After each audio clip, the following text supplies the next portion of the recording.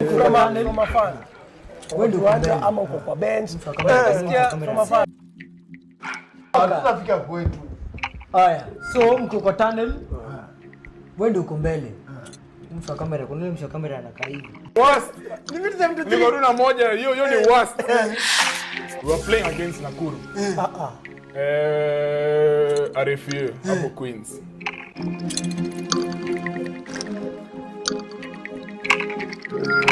Are you ready? From a fan. Uko kiwanja ama uko kwa bench. Unasikia from a fan. But it's not funny. Sasa tumeenda Kisumu kurudi imedisbandiwa. Remember now this other friend of mine was doing both and she came to me. Tuanze na the best is the easiest one. The best. Enough of them, I shout up the mouth. Enough of them, I say Hey. But when it comes, Right, welcome to the Hecklers episode Ata Sijui, because Pogi is the one who keeps the count. It's 49. Oh, this is the 49th episode. Kado, welcome to the 49th. Asante. Charles Cardovillis here, former Harlequin, former Nondi, former Kabras, former Machine, former Saints. What else? That's about it, Mato. That's about it. We'll run out of airtime. All right, so, highlight of your week. Highlight of my week. Wow. I must say, as an All Black fan, watching Eddie Jones name his squad, very, very brave, very bold of him. And let's see how they do, poor Aussies. One fly half, skipper gone. The New Zealander in the team gone. Quade Hooper gone. Yeah, Hooper gone. Very, very, very bold of Eddie Jones, but it's typical of him. Brave coach. I mean, I really like him. You know, he sort of takes his attention away from the team, and I actually have Australia getting to the semi-finals. I know they have the easier route, but I have them getting to the semi-finals. They could shock one or two teams out there, but let's see how it goes. You know, he's picked a very, very young squad, going in as underdogs, and let's see how they come about on that. But that was definitely my highlight of the week. That's Kado, the coach, speaking. That's a full Kado speech. Anyway, my highlight of the week was just yesterday. There's a show we have on Capital FM, 3 to 7 p.m. And a young DJ called Groovik, never heard of him before, showed up and played all sorts of Madhagodanio. It was fantastic, Madhagodanio. We enjoyed it, we had fun, and also Eddie Jones. Love the guy. That guy's fantastic. But yeah, straight in. Let's talk about your rugby career and life and your rugby story, basically. When did you come to, to play this game? What brought you to the game, rugby? Well, interesting story. I'll always owe my rugby life to our good old friend, may he rest in peace, George Poza, Gashui. When in St. Mary's, he was my senior, and when I first joined St. Mary's, I was big into cycling. Obviously, trying to follow into the steps of one Charles Cardovillis, your good friend. So I was massive into cycling, and I remember in Form 1, I was training for a triathlon that I was going for, and I happened to crash the day before the main race. I was servicing the bike and I crashed heavily, dislocated my shoulder. 300 stitches later, rocked up to Saints with a sling, and I think Poza was moralizing me and held me and said, "You're pretending to be in a sling. You're a coward. You don't want to play rugby. Yeah? For a big boy, you should be on the rugby pitch." And I never looked back. I went home, tore up a bit of a mattress, put it as my padding on that shoulder, and jumped onto the pitch. And I've never regretted one day. So that I never looked back. We all know the tradition that St. Mary's, Nairobi, strong rugby tradition, and I never looked back. And from there, that's how the whole journey began. Okay then. Might as well. That's your beer, yeah. Toast to the man. The man Poza, well done. He got this nutter into the game, and here I am. Thank you, Charles. And cheers to Poza. Cheers. So then, your first training session at Saints Rugby. Wow, how'd that go? It was brutal. As we know, Saints Rugby that time was big at its peak. Rocked up. You know, the likes of, there was the likes of Alois Odhiambo, Cooks Kamanga, of course, Poza himself, Sasha Nginja, it was brutal, and they're the kind of guys who didn't want to see any new guys. You know, they introduce you the hard way, whereas they enjoyed the conveyor belt of young men coming in. I was a Form 1 coming in there, and but you get accepted. I mean, we're all one St. Mary's family. Yeah. But it was brutal. I remember there's one side of the pitch where the stands are no grass. They're lucky they have grass there these days. Got smashed the living daylights out of me. Found myself eating the dust from the stands there. Yeah. And I mean, it was very welcome, and it just got me ready for what lay ahead, because a lot of those boys were already sort of playing club rugby, were sort of in the Kenya under 20 teams, so they knew what it was. You know, the rugby was a tough man sport, and I came from Consolata Primary. You know, when you come from a school where you're the Don Corleone, you're leading everything, and now you have everything, and now you have to start again. But it was brutal, but at the same time, I mean, that's sort of what molded me to becoming sort of a no-nonsense sort of player in my time. What was the pressure of training in front of girls? Oh, well, you guys had the IB and those. Oh, yes, Songari, yes, yeah, definitely. I mean, the boys, of course, the IB boys want to show off for the girls, and you know, we had nothing to lose. We're also trying to prove a point that we can take these guys on, and that's why it was big. You know, all our games were sort of training sessions were well attended. Games were well attended, so it was enjoyable to have the support throughout the time. But yeah, I mean, added pressure. You can't lose in front of the ladies, because you have to go back and face them in the corridors. So it was an amazing experience. I guess it got us ready for the big stage, so to speak.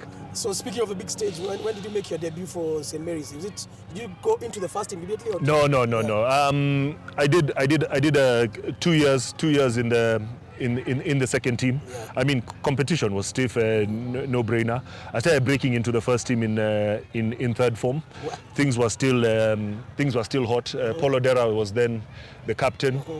We had the likes of Mark Hawley, Oscar Adoli, Peter Slide Majembe running the show that time, and it was heavy. Adrian Bukenya, who went on to become Uganda captain, was my captain in the second team, and we had a very, very solid, strong second team at that time. Good friend Daniel Daba was part of that team also. I remember that. 96. So we had some very, very, very competitive first and second teams. So it was that, and then I broke in fully in fourth form. Remember the first game? Yeah. Well, do I? No, I can't, to be honest. This was a long time ago, my friend. You start revealing our ages on TV now. I can't. To be honest, I'll need to think very hard. But it was some very, very good years, because we were winning everything out of. To be honest, since I got there and left, we lost 2 games. You know, in all of 4 years that I played for the first team, and which was an exceptional record, you know, for that time, and very proud. And it was good. So broke into that, never looked back. Started off at fullback, sort of swapped between fullback and wing, but I made the fullback my position, because we had the likes of Kevin Antulia standing at 6'6", Mordecai Otinga on the wings, Kahasum Tana, our little midget. He was our little Christian Cullen. We had some real quality across the park, you know, and we used to show off that our backs were heavier than the forwards at some point. But it was a really good start to my rugby, and it's a game that I got to love, and it just ran in our blood in St. Mary's, you know, completely. So, everything stopped for that rugby. So let's talk about the highlights in St. Mary's, the ones that you can pick out, the best highlights. I mean. Definitely, one of my biggest ones was being handed over when Mark Hawley was a captain. In his last year, when we went to the nationals were at Nairobi School. He actually gave me the captainship to lead the team for that nationals. That was a touching moment for me. I think he was just prepping me for the years ahead when they left, and that was fantastic. And I remember we won that one, and we actually headed to Nyayo Stadium to lift the trophy. I don't understand why that presentation was being done there, but that was one of my major highlights. Another one was here. We were playing Lenana School. And 90, that was 97. Oh, 97. And, Yeah, Wamanga 97 in the final. Yeah. Oscar Adoli, last minute kick right from the corner, right there, Yeah. from the main stand, put it in to win that one. That was an amazing game. Prescott Cup. Yeah, Prescott Cup final. Yeah. And then the other one was another Prescott Cup final, my first one in 96 when we played Hillcrest here. I mean, Hillcrest were sort of solid big boys, but we just threw them off the park. I think it was something like 38-0 or something like that. I still have that on VHS tape. Yeah, it's on YouTube. We need to digitize that one. It's on YouTube, man. Yeah, scored a couple of tries in that one. Yeah. So those are 3 highlights, that were just really amazing for me. So, being handed over the captainship, that last minute winner by Radoli there against Changes, and of course whitewashing Hillcrest in a final that was supposed to be very close. Yeah, I remember that 96. Yeah, Dan Daba beat me. The stuff. But straight in, then you transition to club rugby when you're still in Yes. I mean, so as I mentioned, a lot of the Saints boys were affiliated with Queens, had close ties with Queens. Yeah. We had a lot of the old, a lot of the Queens guys who had moved to Queens, so a lot of the old boys who had started pulling the players across. Yeah. So it was actually when I was in Form 3 in 95 that I came in for my first session here at Queens. Of course, pulled over by my bigger brothers, Radoli, Wufi, and Majembe. Yeah. They had become my rugby buddies, and they pulled me across to come for training. We always felt that if you could get into club rugby early, it would help our school rugby. Yes. So I joined Queens in 95. Again, that was just eye-opening experience. Again, now you're the small boy again. You see things that you've never seen. I can't speak about some of the things you saw in the changing rooms, but it was what it was. The Queen's showers had a bathtub for guys to cool down after the games. But again, it was an amazing experience. I was treated like a small brother, welcomed in. And then you just need to fight for your position. And I remember the guy who would hold your hand is one Sami Kakame. He's a brilliant player, as we all know. He is off the pitch. People just didn't understand how he walked with you, and before, after the game, he was just a rugby brain, talking rugby all the time and just guiding you, and you felt so comfortable playing around him. Yeah. So that early experience for Queens was eye-opening, it was terrifying, but again, you always wanted to come back for more. So it was really good. So that was 95 when I first joined. Of course, coming on and off, trying to balance school and club. It was very competitive. But that was it, Martin. Yeah. What was your full debut? Well, to be honest, so I did play one or two games for the second team for Queens. Yeah. And then, of course, as I said, my playing was very, very limited, trying to balance school and everything like that. Yeah. And then 97, I happened to make the team, Enterprise team, Cup team. Yeah. So we played the semi-final in Uganda that time when we used to play. We used to play when Uganda were part of it. Yeah. So that was an interesting trip from beginning to end. Again, some of the stories away from the game were just hilarious, But it was an interesting trip by bus. We got there. I remember getting there just in time to brush our teeth, have a quick breakfast, and jump on and get ready to play. It was very tight, very taxing. We did win the game. Amazing. Again, another amazing experience. And it was one game where I was so proud. I stayed with my Queen shirt all night. Hey, stinking for everyone. Yeah, and had a ball. Just really enjoyed playing my first game for club, and such an important game. I was entrusted, and they entrusted me with the sport, and I took it, and made it, and enjoyed all of it, Being so young and to be allowed to travel to Uganda at that time and still be in school as well. Did your parents support your career? Yeah, they did. Yeah. I can't fault them for that. I remember the beginning, of course, like all mothers, my mother was a bit jittery about it, injuries and all, you don't understand the game.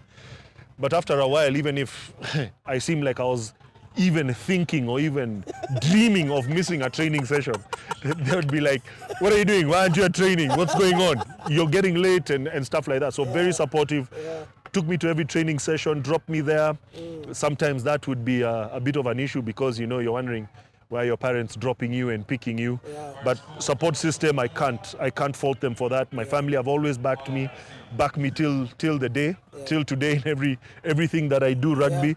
So amazing. So the support was fantastic, and I remember them, you know, sending me off. It was always good, made sure I was comfortable, and the family support from day one. Fantastic. A1, can't fault it at all. Shout out to the parents, man. Cheers, man. Yeah, Baba and Mom. Oh. Yeah, that beer is good. That's a nice beer. So yeah, so any highlights from your young days at Queens? No, you see, to be honest, as I said, the game time was limiting. That game was exceptional. You know, I was sort of following in the shadow of one Absalom's Juma, AB. Yes. Very, very, very big shoes to fill. You know, he was a class act. You know, just watching them play. So my game time at Queens, to be honest, was very limited, and that then moved I needed to make a decision. And at that time, so 98 came about. I was in my final year in IB, and Nondis then had started training at St. Mary's, which then I just needed to now make a decision in terms of career-wise, what I want to do, and where I see myself in the future. Of course, every player wants to play for Kenya, and that's when I felt maybe my chances of playing and getting seen would be very limited, and that's when 98 I decided to make the decision to move to Nondis. Of course, then it was easier to get to training because after school I'm there, and it's close to home. It's close to home. Yes, we're living on Raptor Road, so everything was in the vicinity. Tough move, very, very tough move, because I was pretty much the only one there. The rest of my buddies were wondering, what the hell are you? What are you doing? You know, you're leaving us and whatever it is. But it's something that I needed to do, and it's a move I don't regret to date. You know. And at the training session at Nondis, who did you meet? Well, again, kept you there, you know? I mean, again, just the way Sami Kakame held my hand at Nondis was one man called Jamie Johnston. Fantastic player. He was a former Queens too.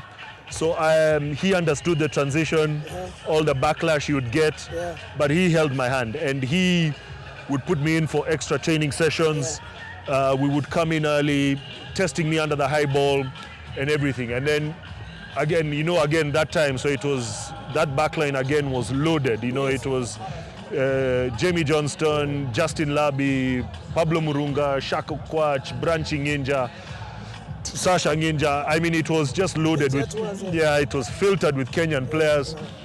So I was learning from the best, So again, it tested my mental, because I'm not with really close friends around me, and just testing my character.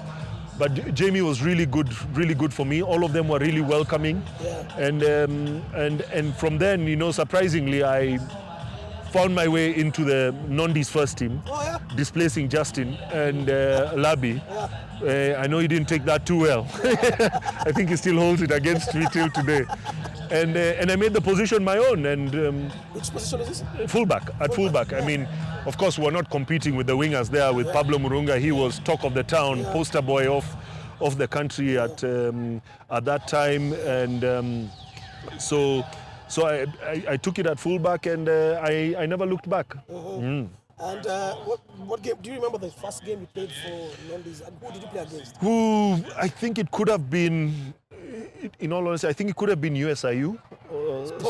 Yeah, something like that. Yeah, it could have been USIU at St. Mary's. Funny thing was, it was a weekend, Saturday, and first game I was totally excited.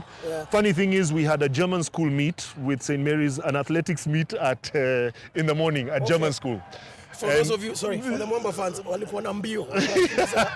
Walikuwa kimbia, yani kulikuwa na nini? Inaitwaje racing?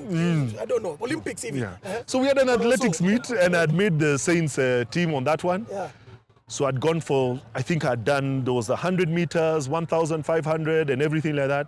Then I rock up and I'm showing off that I've done this, and I get the lecture of my life. How can you go and do all these things before a game? But still managed to play, did pretty well in that game. And from then on had an outstanding season, and that's the season that Nondi's last won the Kenya Cup. Oh, that's a big highlight. Yes, a very big highlight. That's a huge highlight. It was, yeah. 1998. 98, yes. Last time Nondi's won Kenya Yes, Cup. yeah. That is 25 years ago. Yeah. So, wow, thanks. Wow, as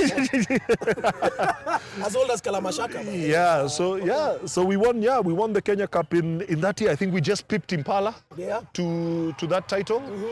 And yes, it was what a way to begin my career at Nondi's, being able to cement my position in the first team. So I had 3 highlights: cementing my position in the first team, of course winning the Kenya Cup, and I was runner-up try scorer of that season to Pablo Murunga. So it was, I got Young Player of the Year that year, and we were both, I think he beat me by 2 tries that season. It was just a fantastic season all round. That's basically like being runner-up try scorer to Collins Injera. Yes, That's huge. Yeah. And then any other highlights from Nondi's time that you can remember? Sevens? Did you guys? Yeah. I mean, the sevens was a bit later. Yeah. In 2000 and sort of 2002 is when we sort of 2001, 2002 2002. It was actually 2002. We actually did very well.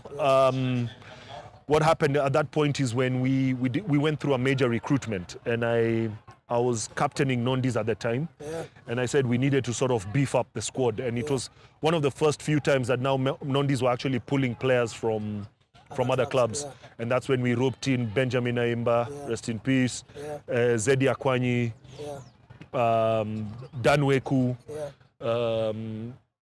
and the likes, Curtis Olago, if I recall. You also had Bill Odongo for a bit. Yeah, for a bit. Yeah, Bill left us. Bill left us. So the sevens, basically when you did that recruitment and everything, but what did you guys achieve after all that? Yeah, that particular year was pretty good.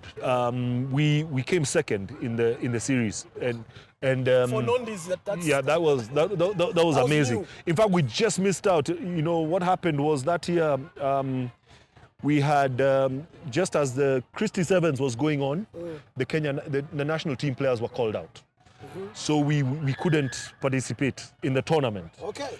So all Nondi's needed to do that weekend was win the plate, and they didn't get there to secure the circuit, and that's how Lindsay won it that year. But we were devastating. I remember again, like one of those finals in St. Mary's where I told you about Hillcrest. We were playing Ulinzi in the final. I mean, the Mwanja, Shitote, the likes. We were playing them in the final in Driftwood. And it was the top 2 teams in the country at the time battling, and what Ulinzi were going to serve you up, and we were ready for them and everything, and we swept them 35-0, and it was, trust me, it was one of our hardest games ever.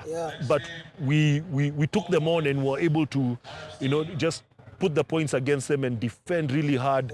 It was a really good highlight, and it was a really and the whole Nondi's was a very 15s club. Yes, it was. It was a very 15s club. Was that not the first year you played 7 seriously? Yeah. To be honest, because there were times, I remember, I don't know if it was the year before, even the year after, we could not even put 7s teams together. And what we did is, I remember the likes of Tank and Bill Githinji saying, listen, if you guys want to be in the national team, you need to feature. And there's even a tournament in Mombasa, we went as a festival side, so me, Zedi, Akwanyi, Pablo appeared for that festival side. We sort of funded by a few members of the Nondi's group who felt, yes, these boys deserve a chance, flew us down to Mombasa. We did pretty well. I think we got to the semis and won the plate or something like that. It wasn't bad in some funny, dodgy second team or third team Mombasa kit. But we enjoyed ourselves and gave ourselves a chance to be counted and put our hands up for the national team. So some interesting times, Speaking of national team, what was your first call-up? Was it Kenya 15s or was it Kenya 7s? It was actually 7s. Interestingly enough, now 98 again, my final year when I was in in IB. Yeah. I remember sitting out, if everyone knows the setup, outside St. Austin's Church. We were sort of just mingling, having lunch. And I see one Felix Ocheng Toti walking through, and I said, who allowed this fellow into this school? What is he doing here? Yeah. And of course, I know him from my Queen's days and everything. Good buddy of mine. Yeah. So he walks in and says, listen, there's a tour. There was the Amsterdam Sevens that Kenya used to go for. And Tank would like you to be part of the team. Yeah. And that was, funny enough, my call-up. And for me, it was such a shocker because... So the call-up was in charge? Yeah, I mean, there was no letter? It was blessed. No, not really, no. So they just said, we want you to try out. I guess, it was pretty much for the fringe sort of people. They want to sort of get into a feeder team going on, to sort of supplement the guys who are already there. And it was amazing. It was a great great gesture. Yeah. But I actually turned it down because it was really close to my exams. I was doing my final exams for IB then. Yeah. And I had a conversation with my folks and were like, let's just finish, man. You're nearly finishing school. Yeah. And let's see what the following year takes, and then you can then focus on the rugby, and if you're good enough, of course the national teams will still be there, and you can jump in. So it's 99. I said, okay, let's take a full sabbatical and just focus on the rugby. And the call-ups came, and coincidentally that was the first year that the series started. Okay. Yeah. So my first one was to South Africa. The first tour? Yes, 99. Before the tour, the training session? No. Coach was Tank? Yes, coach was Tank. So Tunji has come. Yeah. Young man, you're paired with who? Who was in your pod? There was the likes of, Bill had been there slightly. Bill Odongo had been there slightly before me. Yeah. There was Alan Wamanga. When I'm looking at guys, my sort of age group. But let me cut you short. Yeah. There's something we've gone beyond. Yes. Under 20s. Oh.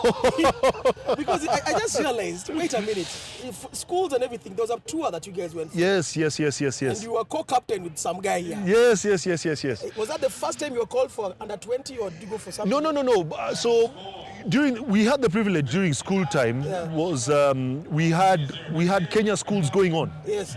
So every year we had a tour to Uganda, and Uganda would come. Yeah. So we had the privilege of having that tour every year for Kenya schools. Yeah. So we were always part of that, so that was always the experience. Yeah. So then that Kenya under 20 squad morphosized into something else, and we got a tour to Zimbabwe, and that was interesting because the battles here on the field for people to make that trip were exciting. Yeah.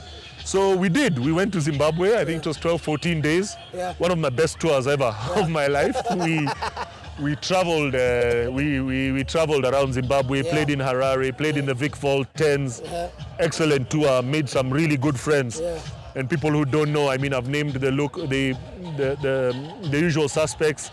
Those people like Mike Kwambo on that team, Saj Sario, Auka Gashel. What a group of guys. We traveled with train, bus, planes. We did it all on that trip. It was a really, really, really eye-opening. What we see of Zimbabwe rugby now at that level, they were there then, And it was just fantastic. So that was it. So moving there, so 99 was the first one. Tank is there, and I get my first call up, and we're told you're going onto the plane to South Africa. Yeah. I remember the team was in Dubai for the first leg, and 2 players were dropping off here and 2 were going. Yeah. And I remember me and Sydney Obonyo were heading off to South Africa. Okay. And I remember we used to come here during that week when the team were in Dubai. We were training on our own, and the grass here was knee-high. Training on our own and getting ready for South Africa. Yeah. And trust me, that was a baptism of fire. But again, what an experience. And I think it was one of the first times then SuperSport started showing the games. So everyone watched you play? Yeah, everyone was at Choices. I think it was only Choices had DSTV. So your debut was in South Africa? In South Africa. Against? South Africa. The less said, the better. All right, highlights from Kenya Sevens. Of course, that playing your first game, no matter how it went, is definitely a massive highlight. Yeah. Chester Williams was on that team. Ooh. Yeah, just after their World Cup. Was it their World Cup triumph in 95? 95? Yeah. Yes. Yeah. So Chester was there. Amazing experience to play against them. I think they romped us 45-0 or something. But that whole tour, that whole experience was really good. Yeah. Something you can never take away, that memory, no matter how the results went. Yeah. It was just something that I'll always cherish. After that, the next one was beating Samoa at the Commonwealth Games in 2002. Well done. Amazing. That was a big one. That was a big one. Choices, Yeah. That was just amazing. No one expected it. Twickenham was full. Yeah. The iconic, Oscar Osir try at the corner there, banging the ground. Yeah. I don't even think I saw it. I think we were busy setting up racks and doing up things between myself, Benja, and Mwanja. But amazing experience. So you were a forward? Yes, I was a forward. I was a forward. And of course, we're winning games in the last minutes. So those are my three big highlights, through that Kenya Sevens career. And how long were you in the Sevens setup?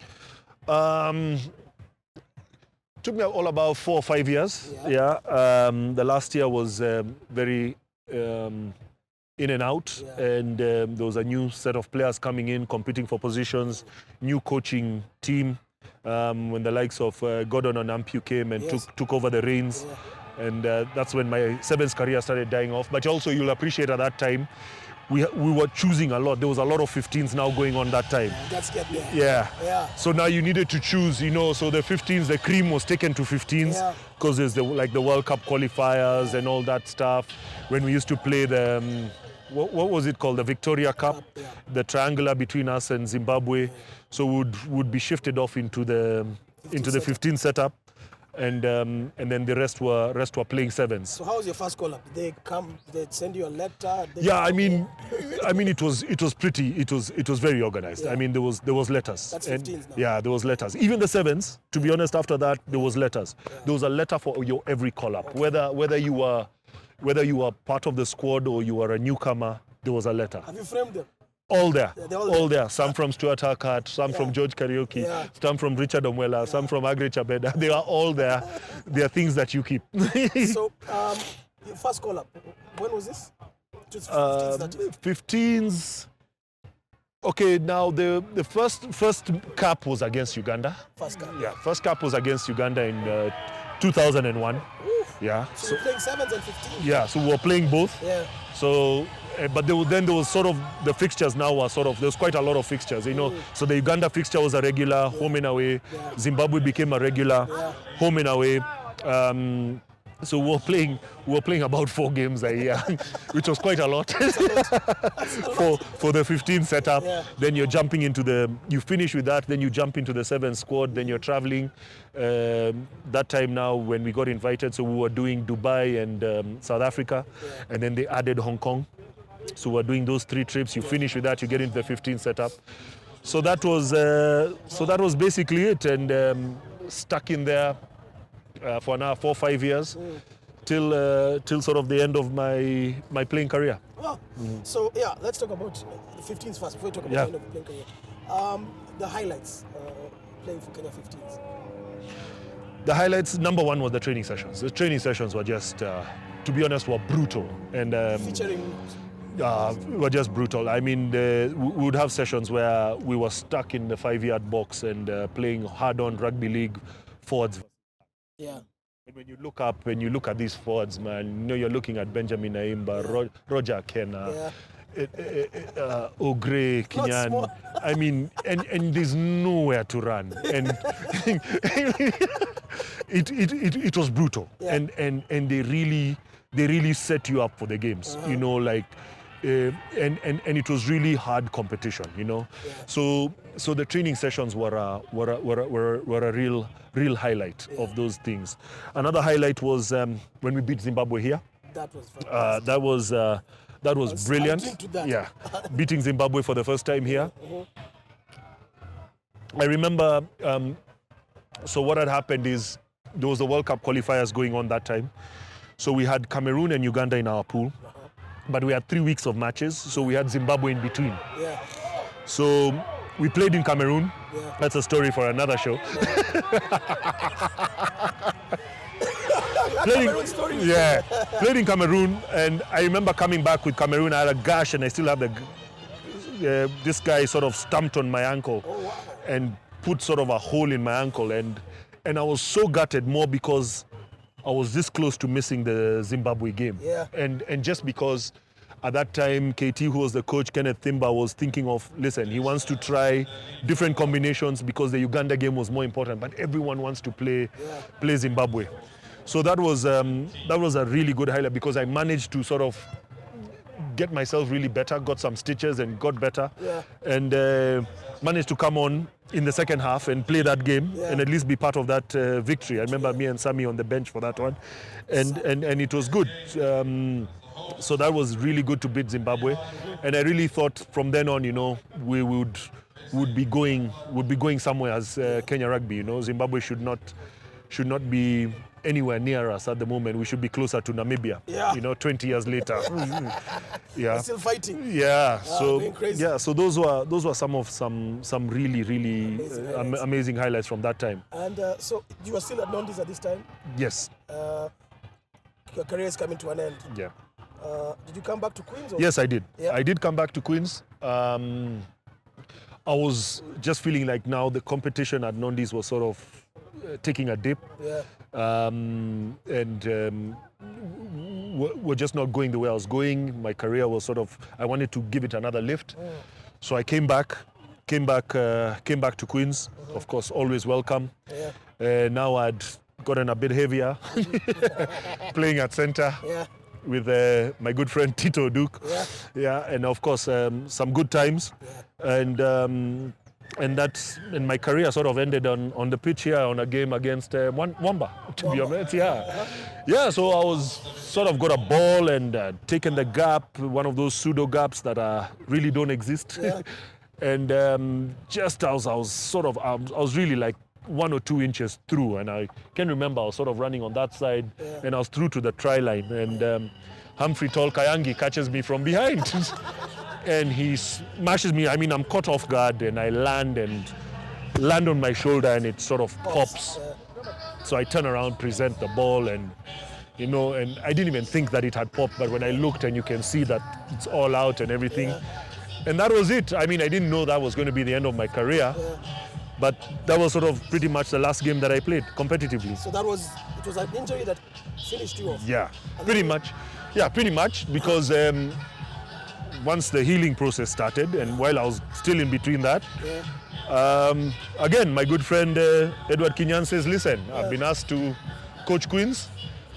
Would you like to help me? And you can be my assistant coach. And that's where the coaching began. So here at Queens? Yes, here at Queens. Gabriel Oko was the chairman. Gabriel just wanted a whole new life into the whole thing. Wanted some young coaches in, get some new blood in, inject some new life into Queens. Because at that point, Queens had also gone through a bit of a drought in terms of the trophy cabinet was getting a bit dusty. This is 2000 about 2005, 2006. Yeah, so we got into that.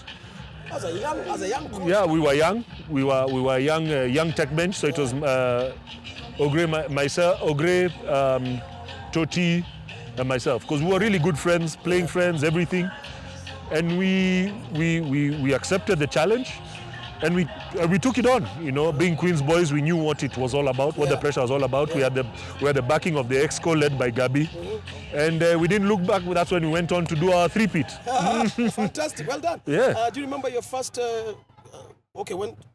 stint as head coach? Do you remember what club was it? The first stint at head coach was actually club Queens. Or school? Was actually Queens. Queens. Yeah. It was actually Queens. I'd been asked to come in and be the head coach because I'd been assistant for a while. Yeah. But if I can separate, like, sort of I was during the stints with as Ogrea's head coach. I was running the sevens, Okay. so I was head coaching the sevens. Sevens, yeah. Pretty much. So because Ogre felt okay, that's your forte, you can deal with that. Yeah. So I got a feel of what it meant to be head coach then, Yeah. and had some good years. Won the series in 2012. That time. And then I took over the mantle at Queen's as head coach. I had 2 stints here. Yeah.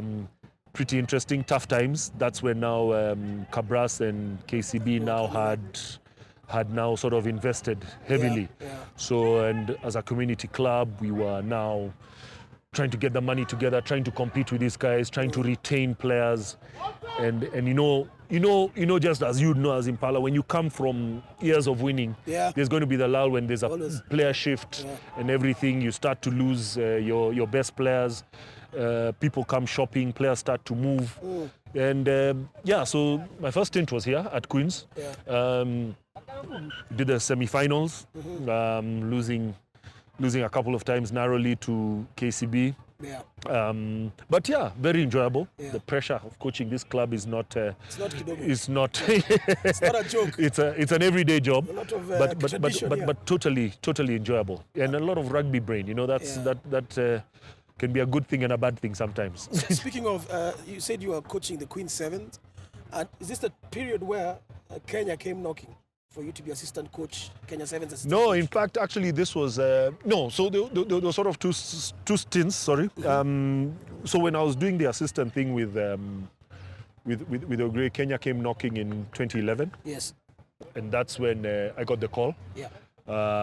from one Edward Rombo Yeah. that they would like me to assist Mitch Ochola. Yeah, yeah. So that's when we did that one season of with Kenya Sevens. In your honest opinion, and just be brutally honest, what was the experience like for you guys, Mitch and yourself? It was only one season. One season. One season. What exactly? What happened? What was the experience like, and why one season? It was brutal. Yeah. It was brutal. In hindsight, we were never ready. Never ready for the series. I would say that today. Yeah. It's not an easy job. I think I'm maybe one of the only coaches who came back with black hair.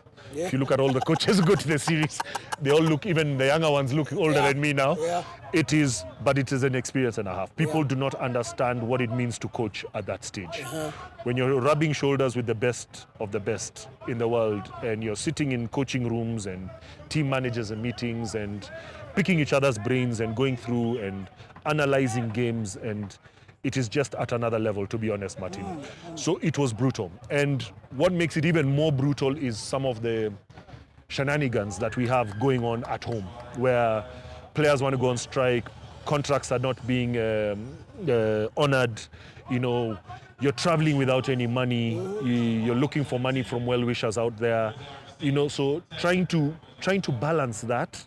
So you're not coaching, you also You're trying to balance that, but I've always been, if I've got a team manager and I've got that support staff, you guys do that stuff. Yeah. I'm going to focus on the coaching, you look for the money. Yeah. But at the end of the day, it's always at the back of your heads. Yeah. It's always at the back of your players' heads. You can see them, you can see the reaction. I have been there, I've been a player, I know what it means to be, to not have your contracts honored, to be out of the country without any money. You don't know what you're going to do in between your spare time, because there is a lot of spare time. And you see, if you don't have money to move around, to take a bus, to go somewhere, to buy something, then it eats on players' heads. And so while you're rubbing shoulders with the best in the world, you're dealing with other issues, And that's why we will always just be that team that will, we can get there, we can get there, we can get there. If we do not get the top right, we do not get our home in order, let's forget about trying to sort out everything else there. There's no point of putting pressure on these players to perform at the highest level if the management of the squads is not at that level, at that top level. Exactly. Yeah. There is no point of putting pressure on these players and say, we expect you to beat Fiji, we expect you to beat New Zealand, we expect you in a quarter-final. And their preparation is Koyonzo. Yeah, that's if your preparation is is dampened by, you know, from players wanting to strike. Players cannot show up for training for one reason or the other. Yeah. You don't know who's available to travel on your squad. You're busy fighting with these external politics that this player should be going instead of this one. Why are you picking this? Then, I mean, when you have all that going on, then you can't focus on your job, and neither can the players. So if we want to play at the quarterfinals, semi-finals, and the finals consistently, then our management should be playing like they are at the finals and the semi-finals. They should be operating like they are sitting in a top-notch firm and running it like, you know, like it's running and making profits every day. A good machine. Yeah, like a good machine, well-oiled machine. Otherwise, all the rubbish just trickles down, and you can see it reflects in the players' performances. So were there any highlights during your Kenya Sevens coaching stint, assistant coaching stint with Mitch? I mean, we had some great times. You know, you must make the best of every situation, and because again, you never know how long you're going to be there. And yes, we were there for 1 year and we're out. You never know when you're going to be there again. But you know, coincidentally, you know, we really struggled, and it may seem a poor year, whatever it is. But the greatest highlight is that we won the plate when they used to have the plate, coming out 5th in the States in Vegas, which was good. Around our biggest crowds, you know, in front of our biggest crowds, which was fantastic, and.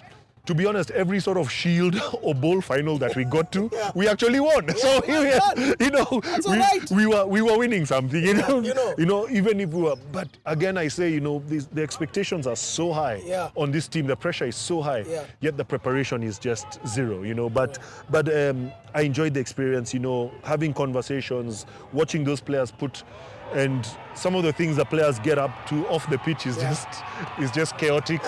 But you manage it, you try and keep it in-house, and still hope that they can give their best on the pitch. Fantastic. Now, Queens, we talked about Queens, you coaching Queens. Then, I don't know, someone else said come and knock your door and say, okay, Cardo, you can coach us.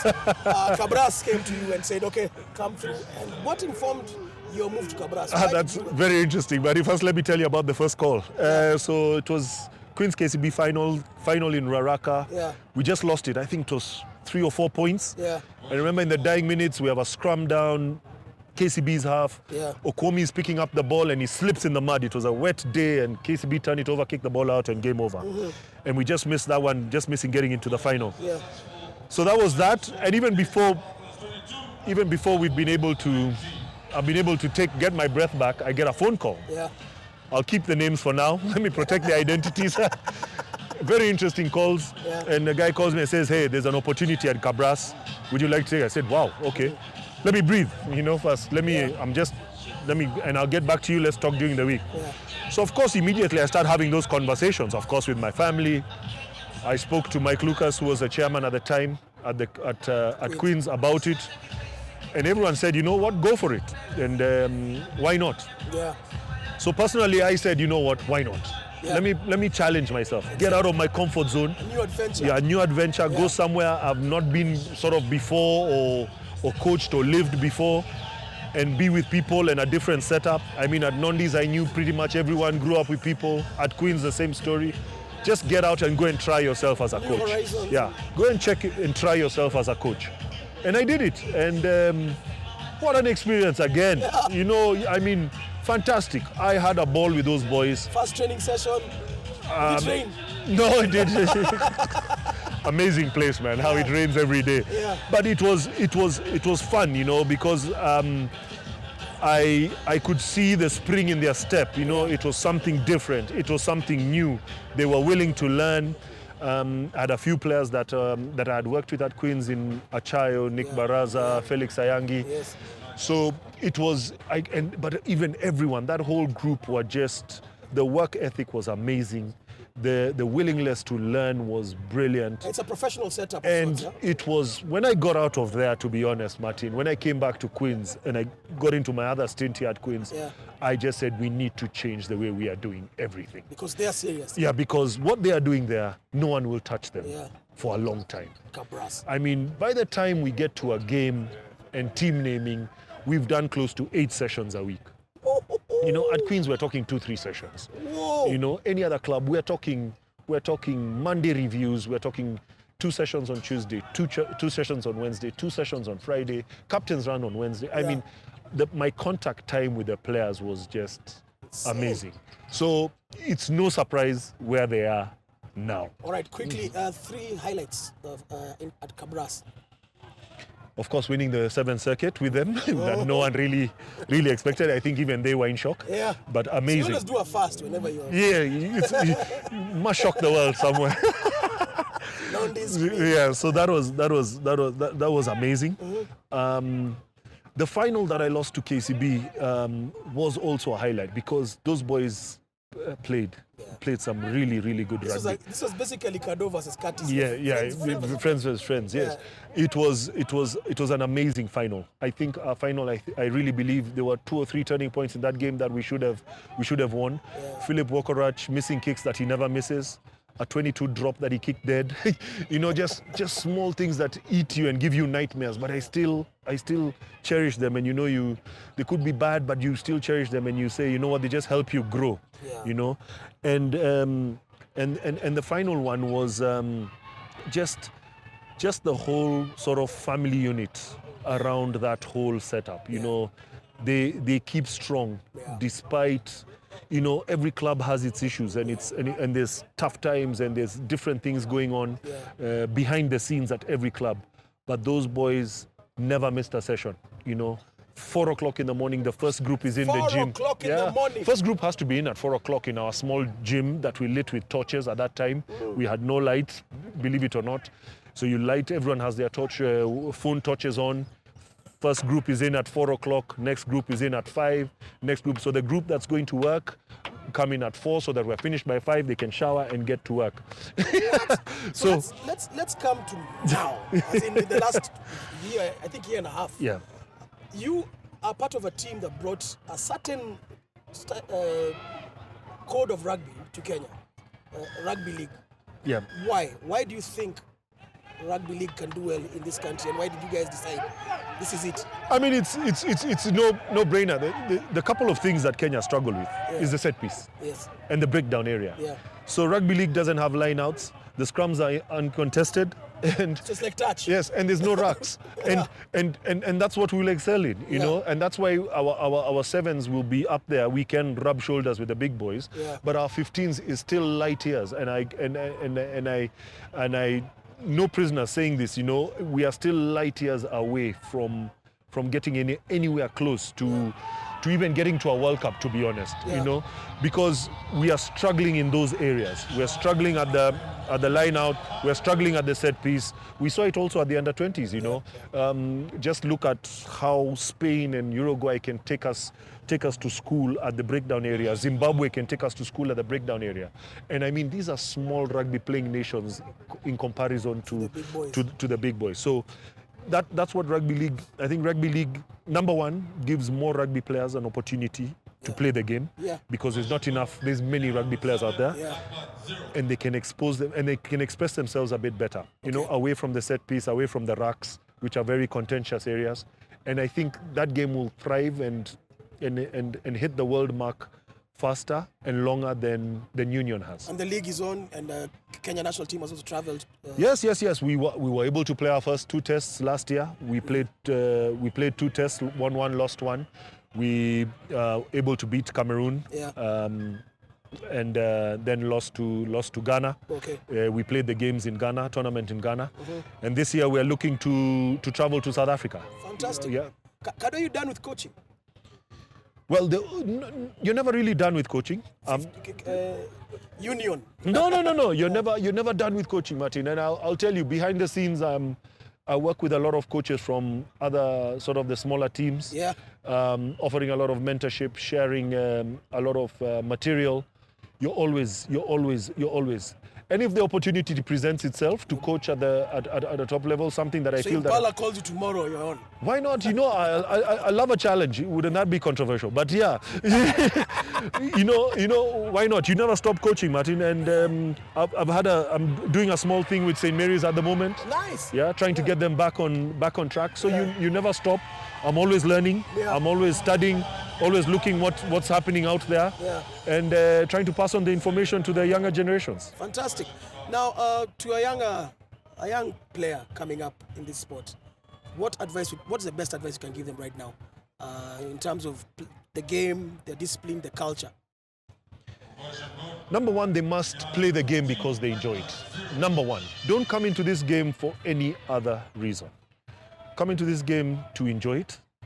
Then you must enjoy it when you're in there. It pains me to see the first thing that players are more interested in is what allowance do we want to get, what is in it for us. Under 20's got allowance, how? Yeah, I mean, some things, the less said, the better.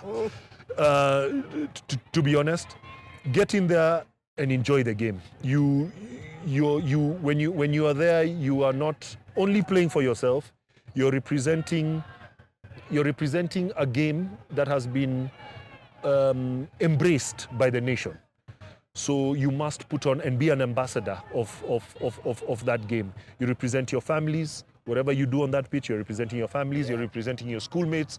There's a lot of people looking up to you. So go on there and always put on the best show like it's your last. Like it's your last. It was good as a last show. Yeah.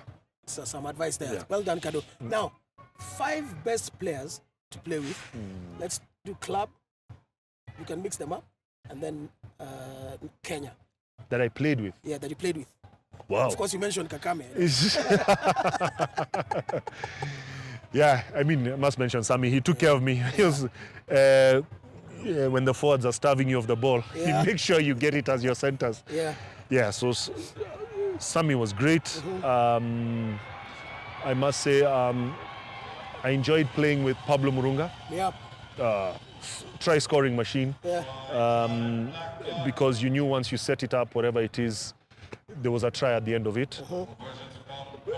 Branching Inja, of course, as my fellow center, both at club and country, he was great to play with. Yeah. Just because he held my hand, he was my big brother. We had some great experiences across the floor.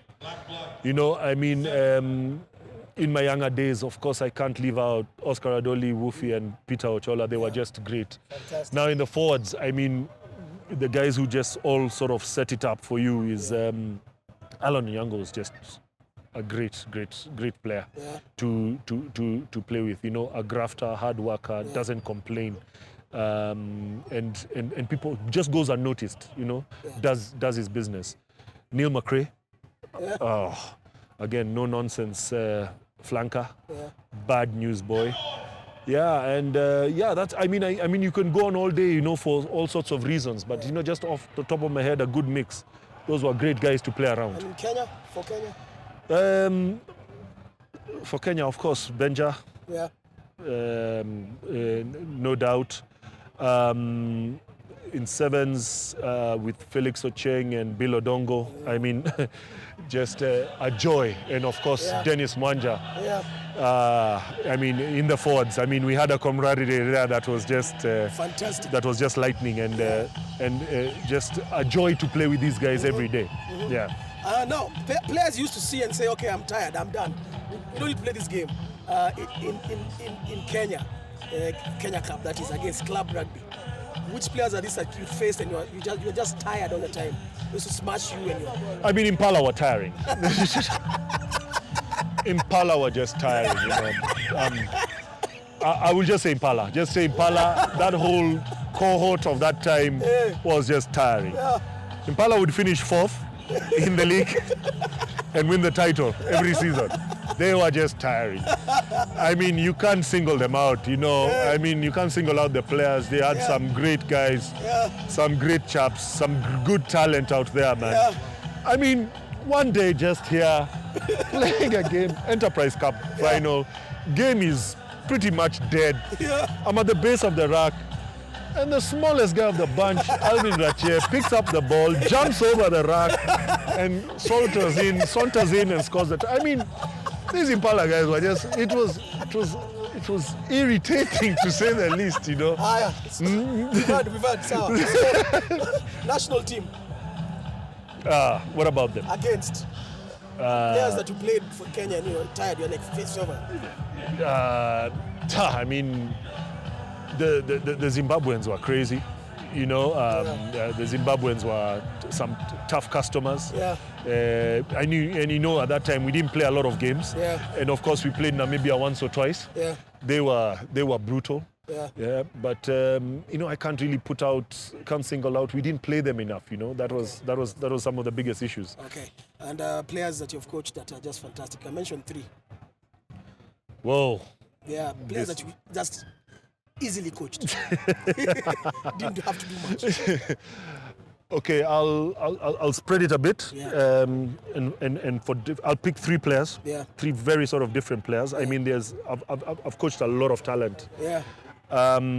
Philip Wakarach, Yes. just exceptionally talented player, Yeah. can do anything, Yeah. and willing to learn Yeah. anytime. Yeah. I'll put Eden and Keegan in that category, just willing to learn all the time and ready to do it for you Yes. and die for their coach. Extremely talented. Uh-huh. Number 2, Patrice Agunda. Yeah. No nonsense, just gets the job done. A great leader. Yes. And in the beginning of my career, I'd just have to add again another player who's a bit of Patrice, very talented, whatever, but a front row, Daniel Kipto, great Oh. leader, Uh-huh. great leader. Yeah. He's your coach on the pitch. You don't Yeah. need to. Once he's on the pitch, you can keep He's your quiet. Richie Mako. Yeah, and the job is done. Right. So those 3. Now to my questions. All of those questions, all of them were Portuguese. Those intelligent ones. Now these ones are mine. Yeah, As let we me wrap take a it sip. up, take a sip. Now, the funniest things you've had during a game from a teammate, an opponent, a referee, coach, teammate. Funniest thing.